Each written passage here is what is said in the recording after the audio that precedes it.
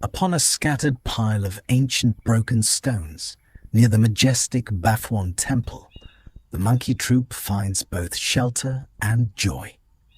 Here they rest, here they feast, and here we witness a mother holding her newborn close, a baby barely days old. Her name is Miley. The tiny creature in her arms is Marcel. But Marcel is no ordinary monkey. He is a hybrid born of two worlds. His mother is a macaque with a short tail, but his father must have been a long-tailed monkey. In this sacred forest, two species live side by side, and sometimes, against all odds, they create something new. Marcel is that miracle.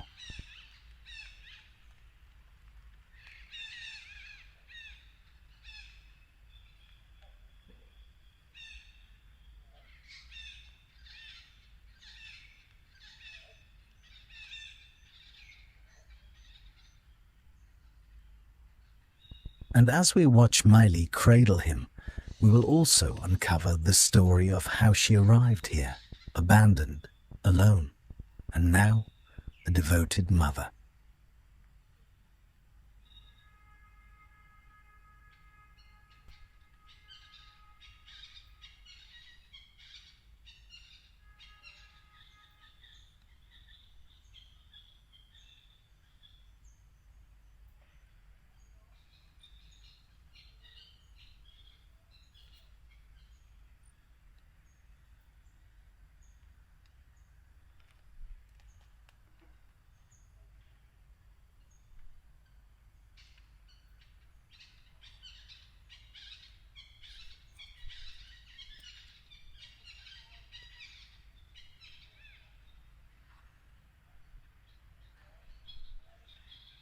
Millie was not born wild.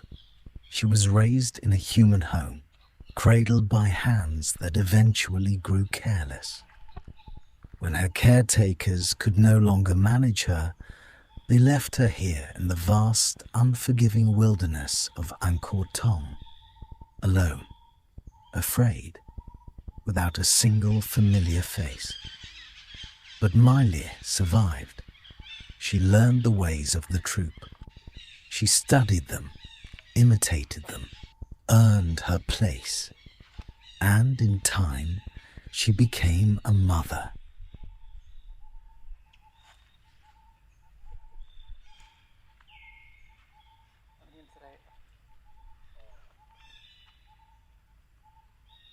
Her firstborn, Molly, is now nearly 2 years old, strong, independent, and thriving. But her second child, Marcel, is only a week old, and he is different. His fur, his features, his very blood, they carry the mark of a long-tailed father. Molly and Marcel are siblings, yet they belong to two worlds.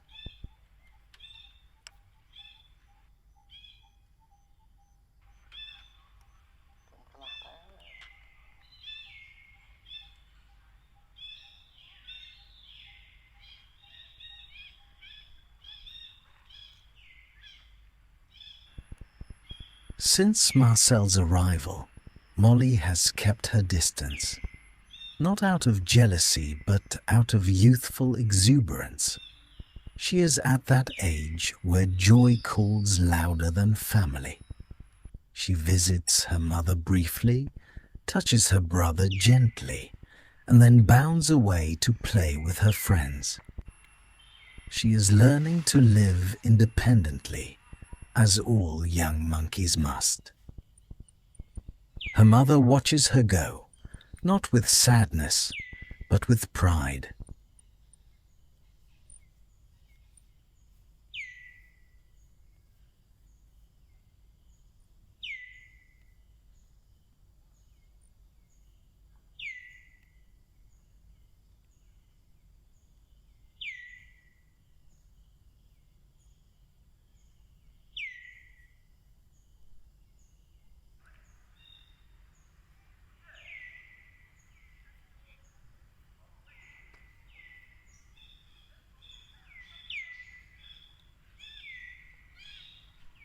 Little Marcel, however, is different in more ways than one. His skin carries a softer hue, his eyes hold a deeper curiosity, and now, under his mother's careful watch, he is taking his first steps. Each wobble, each stumble, each tiny triumph Miley is there, encouraging him, guiding him, never letting him fall too far. This is the beginning of his journey into the world.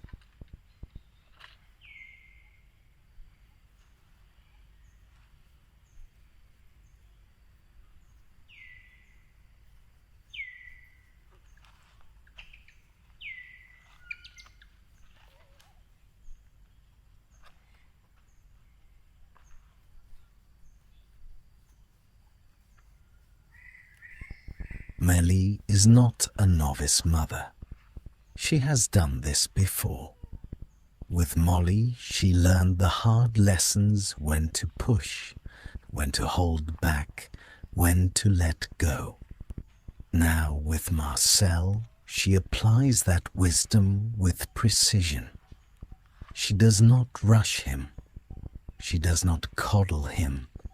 She teaches him with patience and repetition, knowing that every small skill he learns today will keep him alive tomorrow.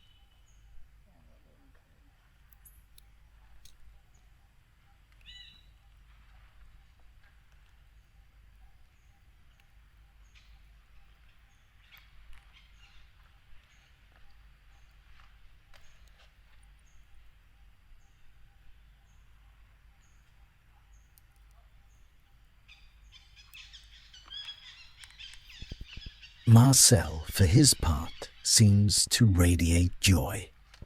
His mother gives him space to explore, and he takes it eagerly, touching stones, sniffing leaves, trying to climb.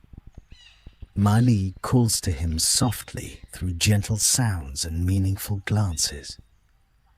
She is trying to teach him to follow, to stay close, to trust her voice.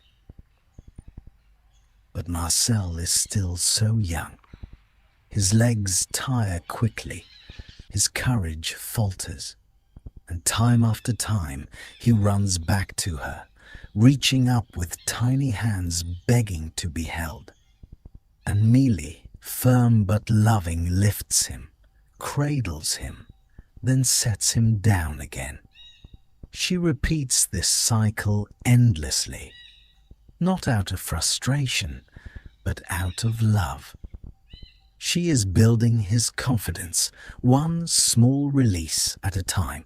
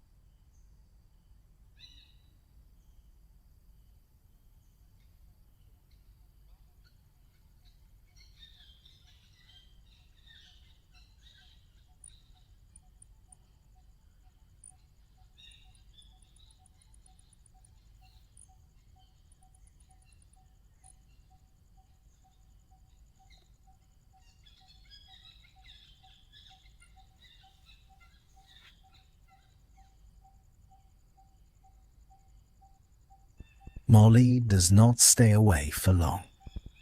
After her playtime, she returns not just to her mother, but to her little brother. She sits beside him, gently nudging him, showing him how to place his feet, how to balance. She is young herself, but already she is becoming a teacher. Together, the two siblings explore the ruins, guided by their mother's watchful eyes and their own growing instincts.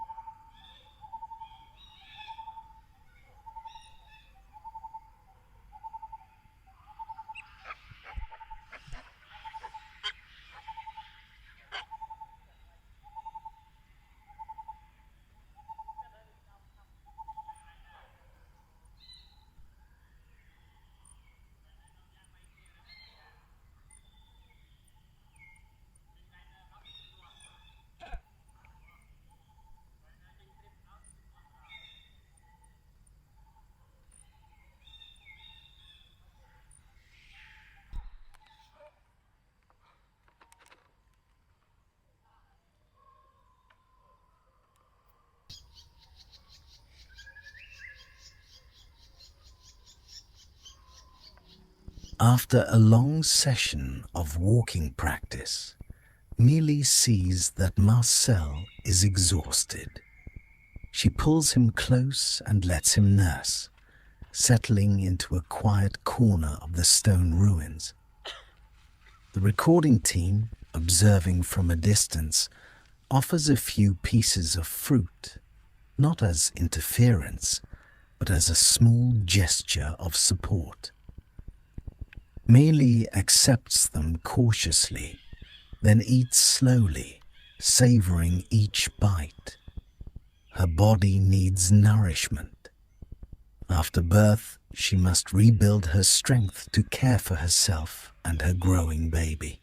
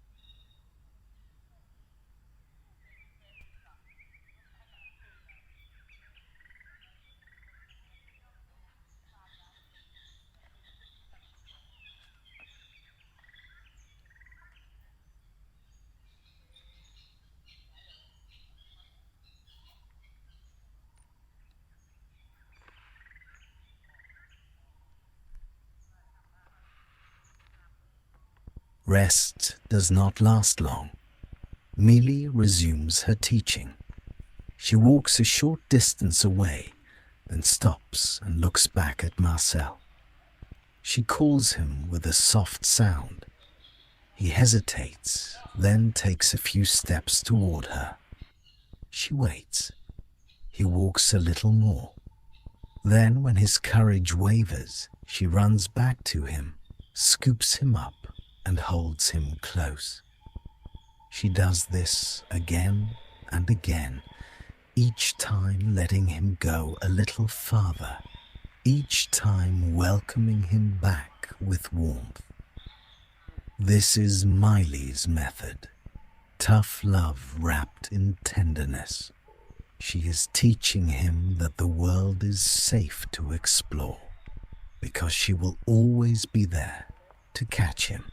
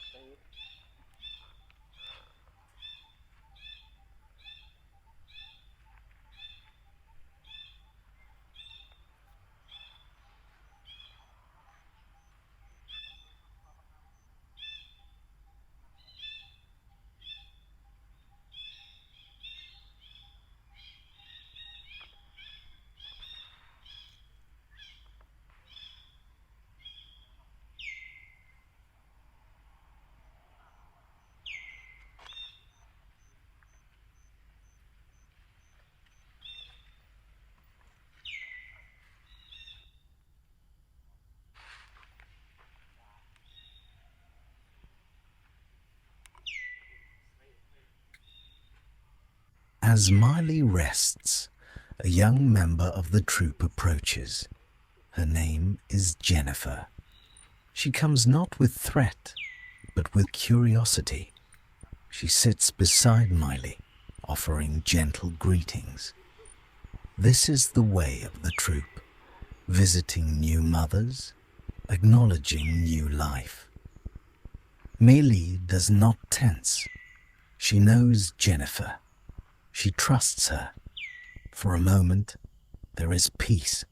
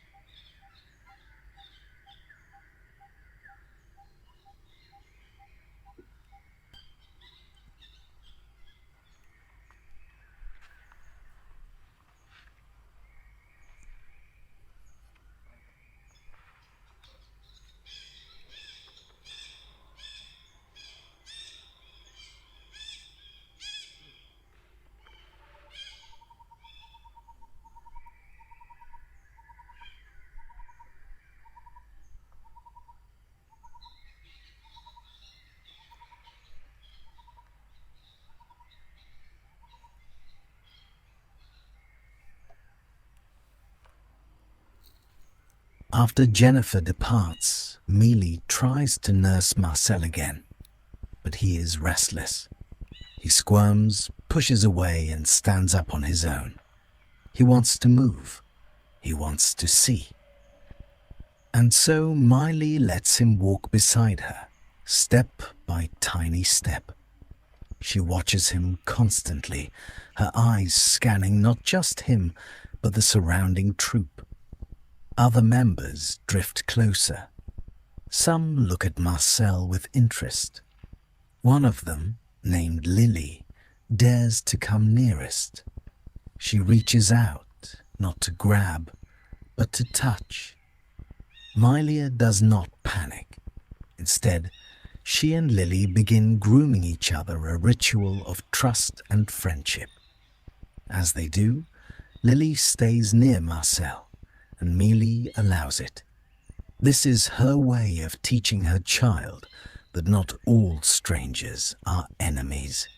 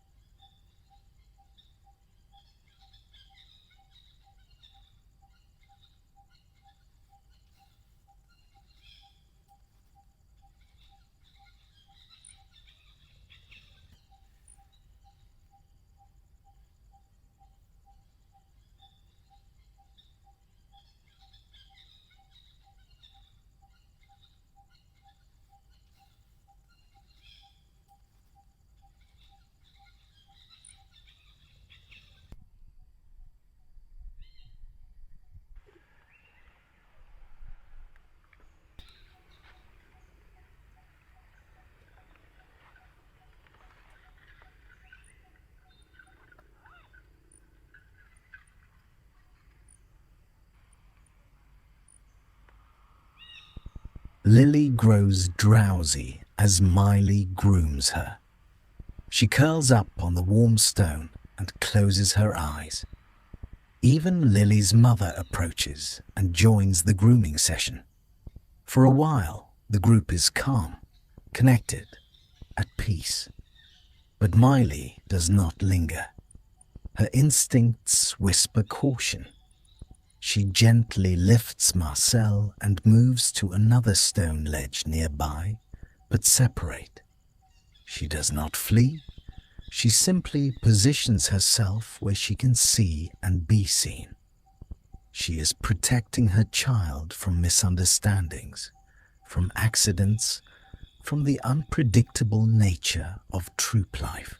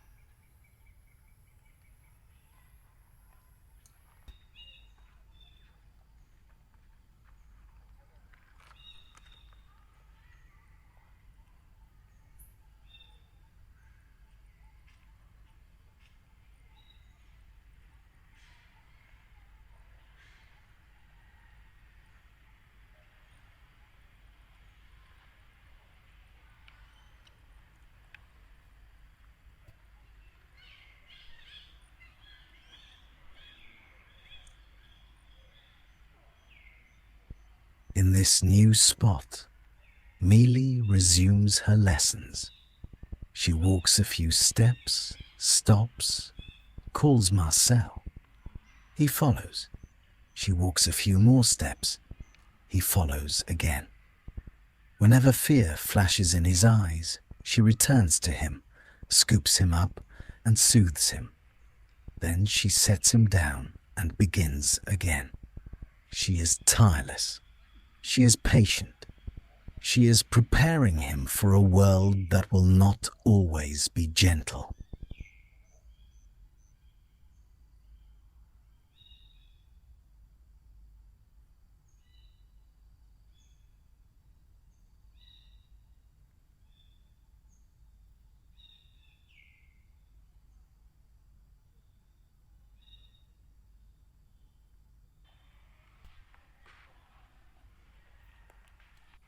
Another troop member approaches.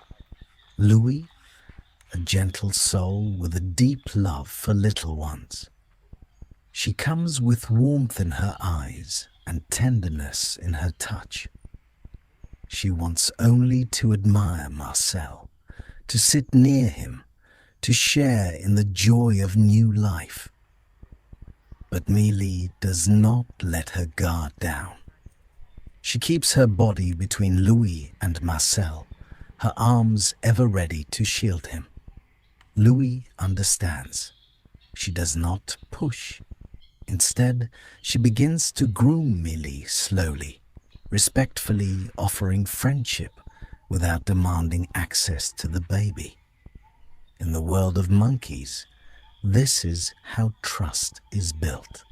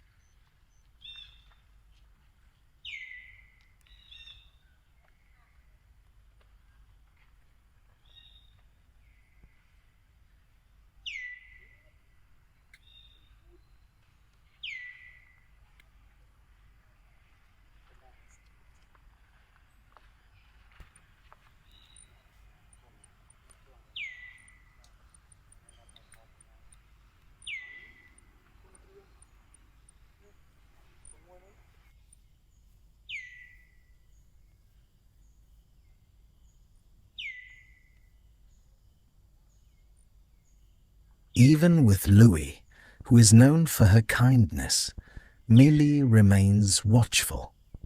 Because in monkey society, danger can wear a gentle face. A sudden movement, a misunderstood gesture, a moment of distraction, these can lead to loss. Millie has already lost so much in her life.